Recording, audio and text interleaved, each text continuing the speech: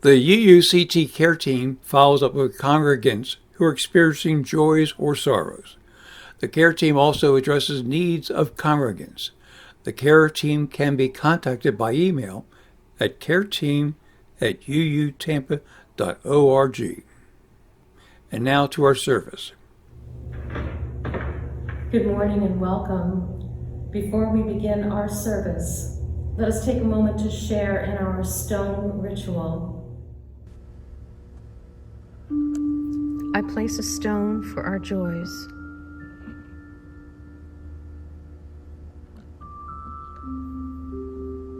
One for our sorrows.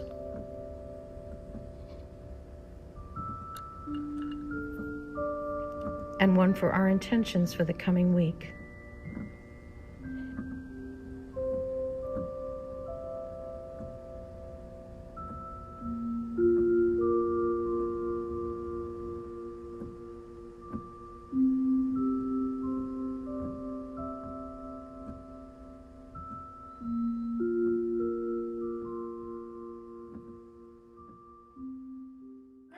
Good morning and welcome to the Unitarian Universalist Church of Tampa. I am Joe Holtry, your worship associate for this morning's service. We would like to welcome you to this space made sacred by your presence, your intention. You are welcome here, no matter who you are, where you come from, or what your background. You are welcome here joining us in community as we learn, live, and love together. All are welcome as we worship that which gives each of us meaning and value.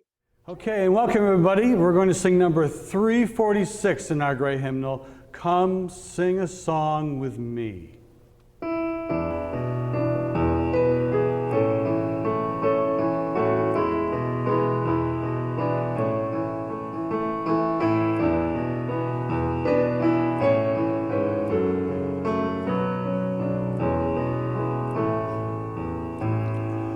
Come sing a song with me.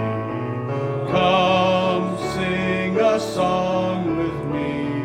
Come sing a song with me, and I will know your mind.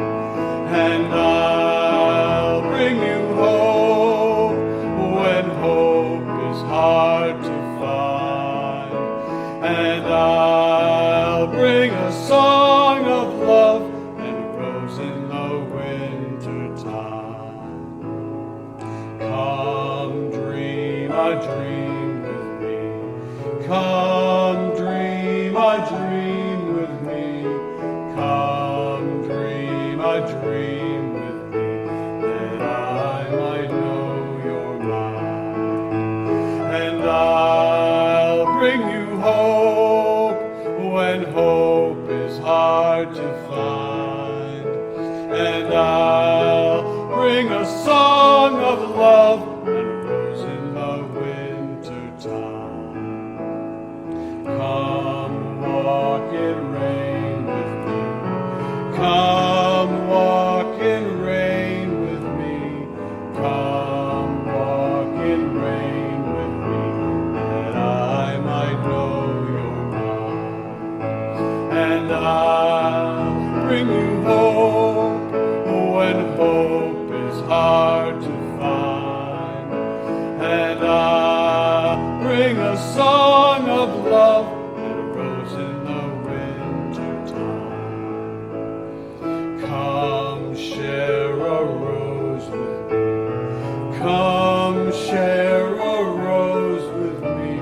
Oh, come share a rose with me, that I might know your mind. I'll bring you hope when hope is hard to find. And I'll bring a song of love and a rose in the winter time. For our chalice lighting today, I am joined by Kieran and Zora. Our chalice lighting is by Rebecca Savage. We light our flaming chalice as a beloved people united in love and thirsting for restorative justice. May it melt away the tethers that uphold whiteness in our midst. May it spark in us a spirit of humility. May it ignite in us radical love that transforms our energy into purposeful action. This, a chalice of audacious hope. This chalice shines a light on our shared past, signaling our intention to listen deeply, reflect wisely, and move boldly toward our highest ideals. Thank you, guys. All right, you got your chalices? Today, our speaker is Erin Powers, whose pronouns are she, her. She has served at the UUCT for 8 years as the Director of Religious Exploration for Children and Youth. In that time, she has grown deeply into her faith as a UU. Erin is passionate about racial justice, radical inclusion, and empowering our families to live their faith out loud. Outside of church work, Erin enjoys crafting, cooking, and the outdoors. Hi, my name is Erin Powers, and I am the Director of Religious Exploration for Children and Youth here at the Unitarian Universalist Church of Tampa. And today's story for you is called The Starfish Thrower. This is a well-circulated story attributed to Lauren C. Easley. And it all started when a young girl was walking along a beach. It was a sunny and calm day, the kind of day that feels fresh and new. Lots and lots of people were out enjoying the blue skies. There had been a terrible storm the day before, and thousands of starfish had been washed up on the beach. And when this girl came to each starfish, she would pick it up and throw it back into the ocean. People watched her with amusement. She had been doing this for some time when someone approached her and said, "Why are you doing this? Look at this beach. You can't save all these starfish. You can't even begin to make a difference." Well, the girl looked at this person sideways, and then she bent down, picked up another starfish, and hurled it as far as she could into the ocean. And then she said, "Well, I made a difference for that one." At a loss for words, the person could think of nothing else to say or do except to bend down, pick up a starfish, and send it sailing as far as they could into the ocean. Soon others, who only watched and giggled before, joined in, and so many starfish were saved. And in saving the starfish, the people energized themselves with joy and fellowship, and they took the lesson of the starfish thrower with them to remember that we cannot save everyone, but we can make a difference for someone. And with that, our story ends. Today's meditation is called Meditation for Challenging Times by Joan Javier Duval. Holy Mystery, silent presence, uncertain bearer of the weight of it all. In these quiet moments, we listen. We listen for the maybe still breathing, perhaps still whispering, faintest sign of the universal good. We listen between the cacophony of distractions, pulling us towards untruth and falsehood.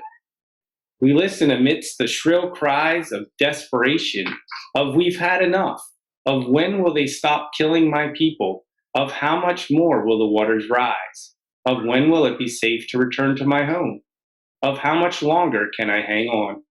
We listen and we wait. Through the tumult of these days, we seek assurance. We seek the fulfillment of a promise made to ourselves, a promise made to those we have been stretched to call neighbor, a promise written and enshrined and yet unfulfilled. Help us, abiding mystery, to hang on, to hold on when all is in question, when all is in doubt. Help us to stay firm to our own commitments, and our own promises. Lead us back into connection, back into the bonds of humanity that help us to know each other as beloved. May we continue listening. May we keep watch. May we beckon love and justice and mercy with our own whispers, with our shouts, with our cries, until all know themselves part of the circle of love. Amen. Now we're going to sing hymn number 1040 in our Teal hymn book, Hush.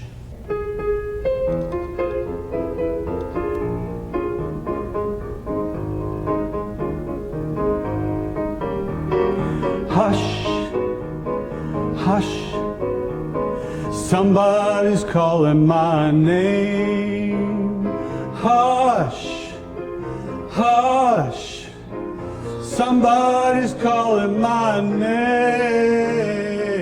Hush, hush, somebody's calling my name. Oh my Lord, what shall I do? What shall I do? Sounds like freedom. Somebody's calling my name. Sounds like freedom. Somebody's calling my name. Sounds like freedom. Somebody's calling my name. Oh my Lord, what shall I do? What shall I do? Sounds like justice. Somebody's calling my name. Sounds like justice. Somebody's calling my name. Sounds like justice. Somebody's calling my name. Oh my Lord, what shall I do? What shall I do? Soon one morning, death comes creeping in my room. Soon one morning, death comes creeping in my room. Soon one morning, death comes creeping in my room. Oh my Lord, what shall I do? What shall I do? I'm so glad trouble don't last always. I'm so glad trouble don't last always. I'm so glad the trouble don't last always. Well, oh my Lord, what shall I do? What shall I do?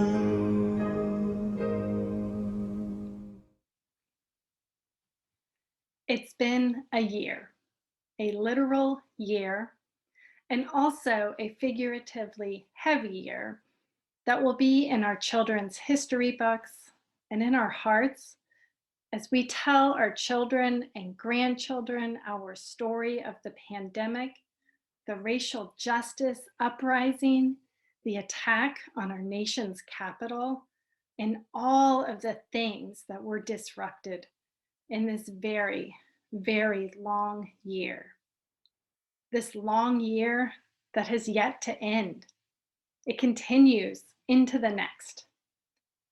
There's hope for not so much an end, but for a returning to something that might appear close to normal, and yet also not. Too much has changed to truly go back to normal, but how much are we willing to commit to positive changes from this time? How can we keep our commitments to justice work and to ourselves? 2020 was a phenomenal year in social justice.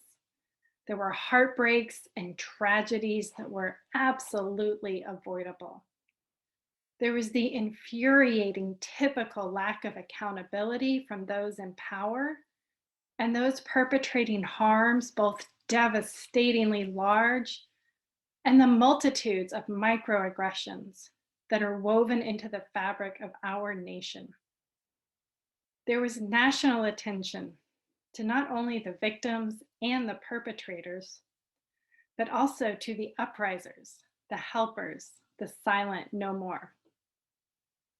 There was a sense of hope in the air that maybe this time we might solve racism. Maybe if enough businesses endorsed Black Lives Matter, if enough people changed their profile pictures to Black squares, maybe we could put all of this behind us. An awareness, support, and energy towards a cause is always good. And in our capitalistic society, getting backing from business is powerful. And these large, sweeping, grandiose actions often fizzle out quickly. And we humans, conditioned by a capitalistic hustle and grind culture, tend to fizzle out quickly too. Our intentions are good. We want to fix this and we want to do it now. And wouldn't it be amazing? Sit with me for a moment and let's imagine our world free of hate and discrimination, with a people free to live their lives in a society structured for success and prosperity for all.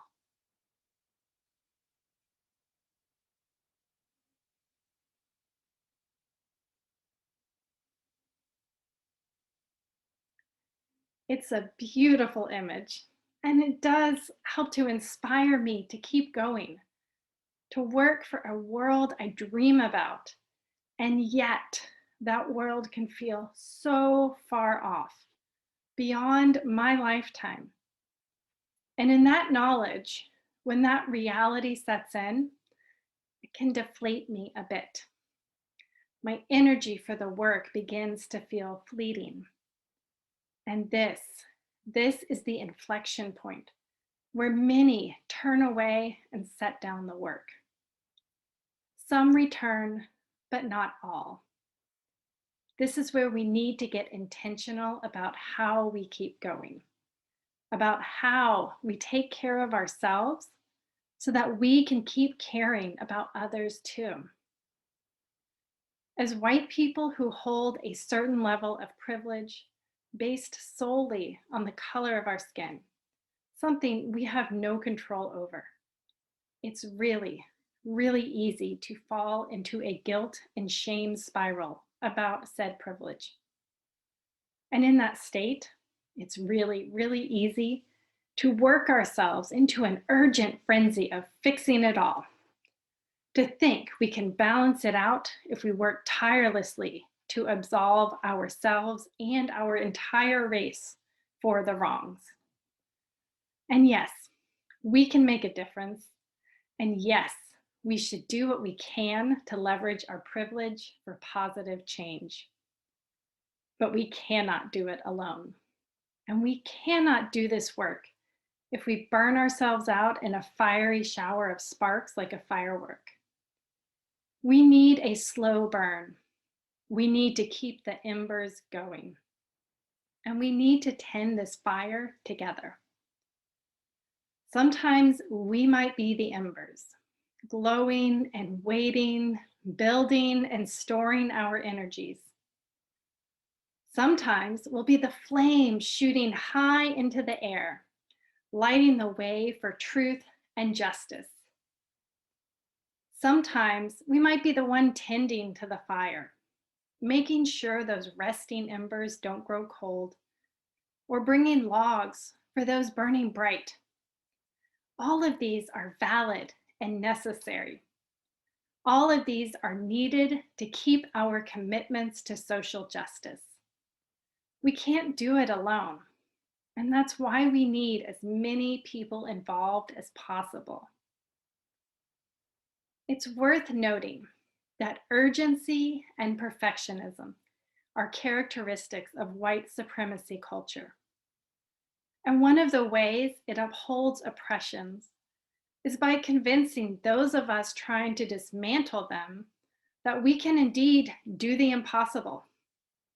It can gaslight us into thinking there is something wrong with us if we can't solve this overwhelming systemic issue all by ourselves. And when that sends us towards burnout, we often stop there.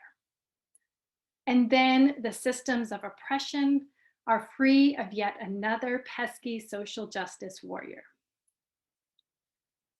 To more fully and effectively dismantle systems of oppression, we need to be intentional and strategic. We need to look at the characteristics of white supremacy culture and commit to working differently.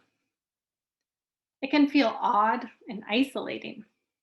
And this is another reason why we need to work together. We need to know we are not alone in this counterculture work. To counter a sense of urgency, we can be realistic about what we can do and not give ourselves unreasonable goals. It's always good to stretch ourselves, but often we set ourselves up for failure before we even begin. Aiming for small wins along the way gives us motivation and energy to keep going. And it often paves the way for larger wins. For example, with marriage equality, it was legalized in states before it became federal law. And many other federal wins for justice were state wins first. There are systems of oppression built into so many facets of our lives. Whatever your passion, there is likely a way to dismantle oppressions within that, or using your skills and talents. Nature follows a path of ease. We can create paths of ease for ourselves by working with our skills, talents, and interests. Paths of ease help us commit for the long haul. They help us to create justice-seeking communities that are thriving and healthy and balanced. We can counter a sense of urgency and perfectionism when we take time to rest and breathe. When we make sure there is space for joy and fellowship. Many wise ones have said things along the line of move slow to go fast.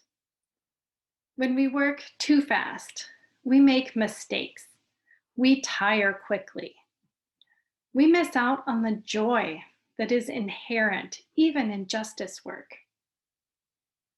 In her book, Emergent Strategy, Adrienne Marie Brown talks of moving at the speed of trust.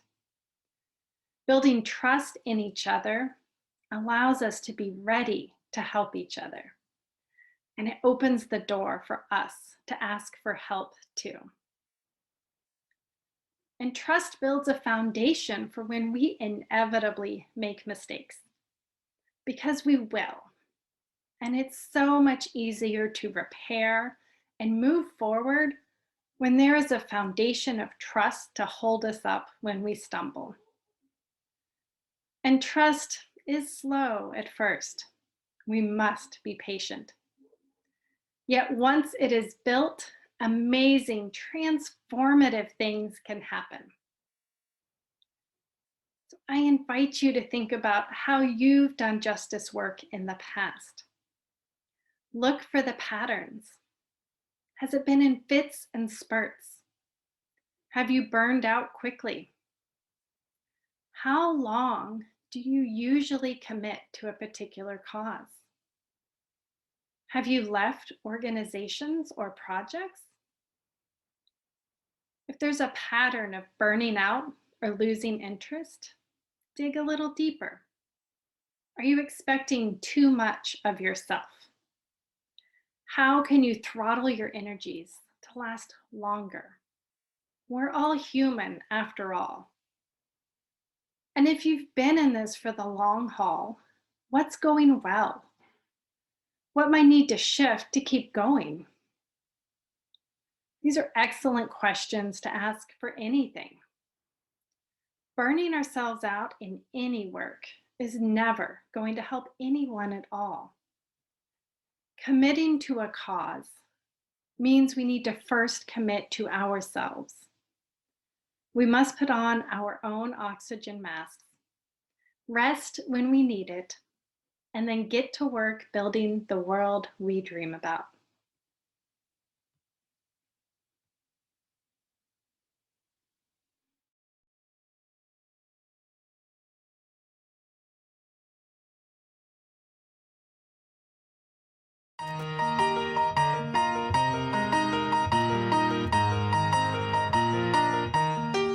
From the light of days remembered burns a beacon bright and clear, guiding hands and hearts and spirits into faith set free from fear. When the fire of commitment sets our mind and soul ablaze, when our hunger and our passion meet to call us on our way, when we live with deep assurance of the flame that burns within, then our promise finds fulfillment and our future can begin.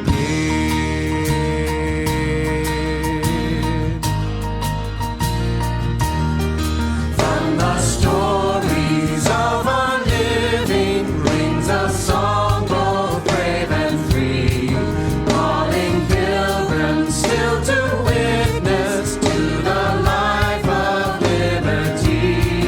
When the fire of commitment sets our mind and soul ablaze, when our hunger and our passion need to call us on our way, when we live with deep assurance of the flame that burns within, then our promise finds fulfillment and our future can begin.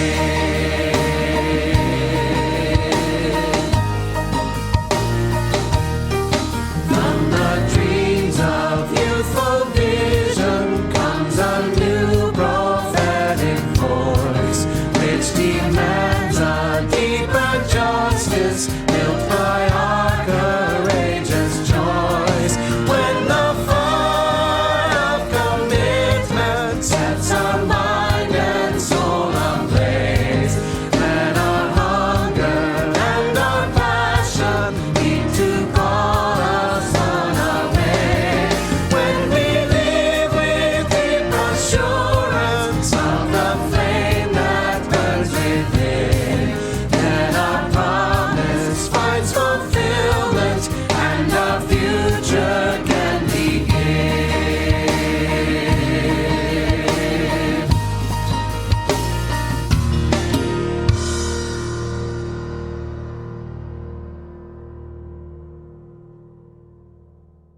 To support the UUCT with your generous financial gifts, please go to the UUCT website and click on the Click Here link to donate. It will take you to our donation page, and you can securely make your donation to the church. Thank you.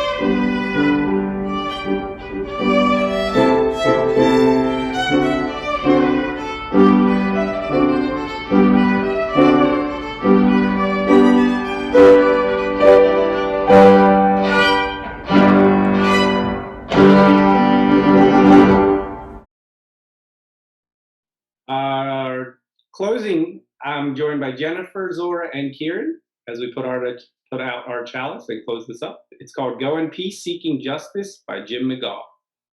When I say go in peace, I don't mean go in mindless oblivion. When I say go in peace, I don't mean go without challenging yourself or others. When I say go in peace, I don't mean go in utter ease and comfort. When I say go in peace, I mean go in peace seeking justice. I mean go in peace committed to equal rights and opportunities for all. When I say go in peace, I mean go in the peace that is created when together. We build communities of true solidarity, deep compassion, and fierce, unrelenting love. Go in peace. You say go in peace? Go in peace.